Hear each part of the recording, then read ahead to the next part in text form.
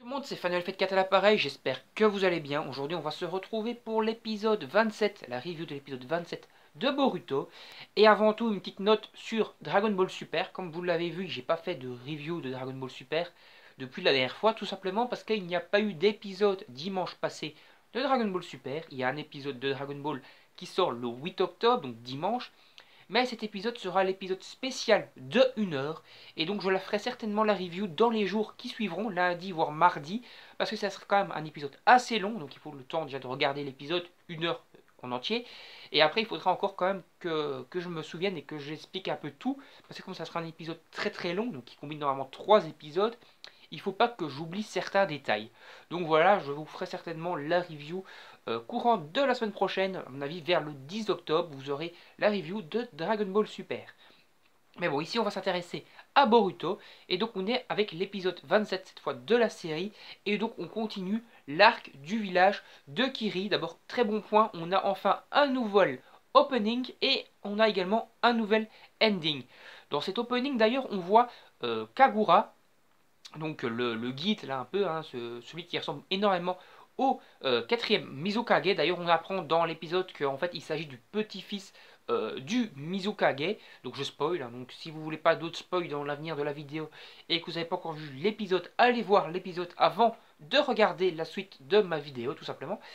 Et donc en réalité donc Kagura là, on le voit dans l'opening. Donc je pense en fait que Kagura va avoir un rôle éventuellement important, voire revenir plusieurs fois dans le manga par la suite, dans l'anime plutôt, parce que dans le manga papier il n'est pas ici. Mais également on voit d'ailleurs on voit énormément Genki et Iwabe mis en avant dans l'opening, dans le nouvel opening. Donc si on a un opening pour à peu près 26 épisodes comme on a eu pour le premier opening, ça veut dire que Genki, Iwabe et même Kagura, on les verra pas mal encore pendant, à mon avis, tous les 26 épisodes qui vont suivre, comme on les voit beaucoup plus dans l'opening. Et donc je pense que d'ici l'épisode donc 52, peut-être qu'ils vont mourir ou je ne sais pas quoi, mais je pense pas. Donc je pense qu'on va déjà les voir jusqu'à l'épisode 52. Et à mon avis, à l'épisode 52, on aura quand même bien entamé, voire fini l'arc avec Momoshkin et Kinshinkin, l'arc avec l'examen de Chunin, etc. Donc ça veut dire que tous les personnages de l'anime qui sont pas présents dans le manga vont être beaucoup plus et introduits, plutôt mis en avant dans l'anime. Ça va devenir des personnages, on va dire, canoniques dans l'anime, alors que dans le manga, ils n'existent pas.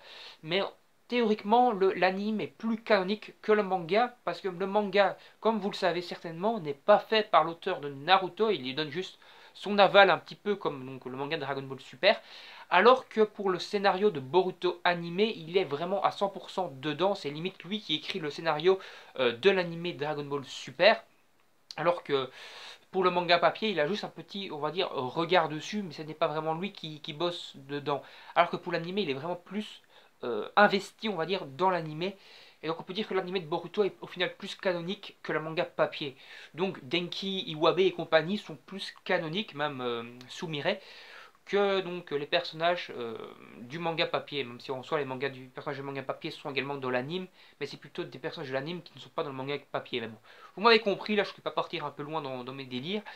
Vous avez compris les bases, donc pour moi les personnages Iwabe, Denki, Sumire, etc. vont encore rester pendant un bon moment dans l'anime, et à mon avis ils feront tout l'anime, c'est-à-dire de A à Z, et il n'y aura pas un moment où ils vont disparaître comme certaines personnes le pensaient, comme on ne les voyait pas dans le manga papier. Bon, pour en revenir donc à l'épisode donc, et donc à Kagura. En fait, on se retrouve donc à l'épisode 26, donc à la suite directement de là où on en était, dans la chambre d'hôtel, là où le message du brouillard sombre de Kiri est apparu pour dire qu'ils avaient enlevé Denki. Donc là, tout le monde part pour sauver Denki, même Kagura qui était également présent dans la chambre. J'avais zappé ça dans ma review précédente. En réalité, il était dans la chambre et donc il part avec eux. Là, il se retrouve donc contre la bande de bandits, enfin une partie, je pense, de la bande de bandits, toujours, je pense que c'est pas toute la bande de bandits. Et donc, ils vont les combattre parce qu'en fait, le chef, là, le blond, là, l'espèce de chef de la bande, sous-chef, on va dire plutôt, parce que c'est pas vraiment lui le chef de cette bande de ninjas de l'ombre, on va dire. Et ben, ce chef-là va lancer un petit technique ninja, un petit mudra, la technique en fait du brouillard du brouillard. Je crois que c'est brouillard ou camouflage dans la brume, plutôt le nom exact de la technique. Et donc ils vont tous les envelopper dans la brume et donc être invisibles, on va dire, au regard des habitants du village. Là donc ils vont se battre, on va se rendre compte en fait donc que le blondinet là était en fait à l'école avec Kagura et donc il connaît pas mal de secrets sur lui. Et par exemple le secret que j'avais déjà zappé, enfin que j'avais déjà compris depuis pas mal de temps moi, en fait, c'est que Kagura tout simplement est déjà membre de la famille du quatrième Mizukage, son petit-fils, et également en fait que à cause on va dire des gènes un peu du quatrième Mizukage, lorsqu'il a une épée et qu'il commence à se battre avec un sabre, il perd complètement la boule, il a une deuxième personnalité, un peu comme j'avais dit, je crois dans l'épisode, pour ma review de l'épisode 26, que cette deuxième personnalité donc lui fait péter des câbles et lui fait tuer tout le monde. Et on se rend compte que d'ailleurs il s'était battu contre des membres de l'académie à un moment lors d'un entraînement et qu'il avait fait un bain de sang contre ses camarades et qu'il avait même, il me semble, d'après ce que j'ai compris, tué son meilleur ami. Et c'est pour ça en fait que donc, Kagura ne supporte pas d'avoir une épée en main parce qu'en fait il a peur de péter un câble si on lui donne un sabre. Alors là donc il y a le petit combat, les Boruto, Shikadai et compagnie combattent en fait donc les petits sbires vraiment basiques qui sont, d'après ce que j'ai compris, toujours eux des aspirants ninja, alors que je pense que le chef, l'espèce de blond, est à la limite encore aspirant ninja, mais un petit peu renégat, c'est-à-dire qu'il a abandonné l'école, mais qu'il est quand même plus haut placé que les autres qui sont à mon avis encore à l'académie, pour le coup ceux-là. Donc du coup, ils se font vaporiser là comme des boosts. Ils ont même pas niveau Junin, même pas niveau, parce que pour ma part, Boruto et compagnie sont des niveaux très très supérieurs comparés à ceux qu'on avait par le passé. Je pense qu'à au même âge, Boruto est plus puissant que Naruto au même âge. Ça n'engage que moi, donnez-moi votre avis dans les commentaires sur la puissance de Boruto, éventuellement, mais je pense qu'ils sont un peu au-dessus de leurs aînés au même âge. Bon, du coup là ils battent les Genin très très facilement, ils se font vaporiser en 2-2. Et le blondinet là se combat vite fait contre Kagura.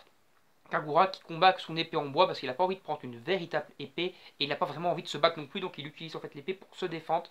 Finalement ils parviennent à repousser donc le chef là, le blond, et Iwabe lui colle une grosse patate dans la tronche et l'envoie au tapis et il s'enfuit à nouveau avec tous ses sbires.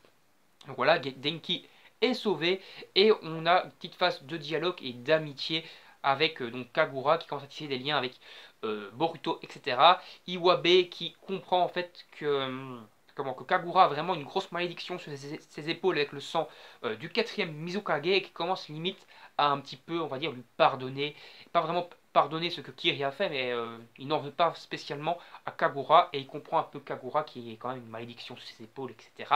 Et voilà que c'est quand même très difficile ce que vit Kagura. Là donc ils jouent aux cartes, etc. Ils se tissent une amitié tranquille posée ensemble.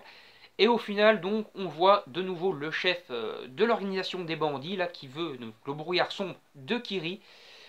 Qui tout simplement zigouille le blondinet, je pense que c'est lui, parce qu'il y avait un autre à côté, mais je pense qu'il les a tués tous les deux, pour, on va dire, parce qu'ils ont entaché un peu sa réputation, on va dire, la réputation du brouillard sombre de Kiri.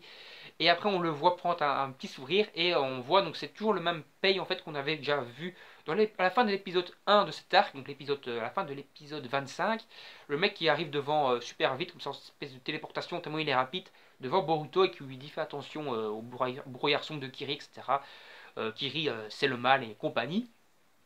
Et voilà, en fait, c'est lui le chef. Moi, je pensais que ça allait être en fait un des chefs principaux, mais qu'il y avait encore quelqu'un au-dessus. Mais je pense que c'est vraiment lui le chef maintenant, en l'occurrence. Et on voit en fait qu'il prend des branchies ici. Et ça serait donc le fils de Kizame. Voilà, donc ça c'est plutôt pas mal. Donc ça fait un méchant plutôt cool. Et d'ailleurs, dans la preview de l'épisode 28, je pense que cet arc va à peu près durer 6-7 épisodes. Même si tu vois, vous voyez, on voit Kagura plutôt dans l'opening. Donc je me suis dit peut-être que ce sera un très long arc. Mais je pense que ça va faire 6-7 épisodes. On a vu 6 épisodes. Et qu'on verra Kagura par la suite du manga dans d'autres arcs. Voilà. Et donc en fait, il va carrément déclencher une espèce de guerre civile. Il veut que le brouillard sombre fasse la guerre à Kiri pour s'emparer, on va dire, de Kiri et pouvoir faire la guerre au reste du monde parce que Kiri c'est le mal, c'est le village sanglant et donc il veut, on va dire, prendre le pouvoir et provoquer des guerres parce que c'est ça Kiri. Kiri c'est la guerre, c'est le sang. Voilà. En gros, ça c'est la mentalité, on va dire, du chef de l'organisation brouillard sombre de Kiri. Voilà, et donc on voit vite fait un petit combat entre eux, mais je pense que ça va être interrompu et que le combat contre lui sera dans l'épisode 30, Et ça sera l'épisode final. Allez, moi je vous dis salut, bye bye.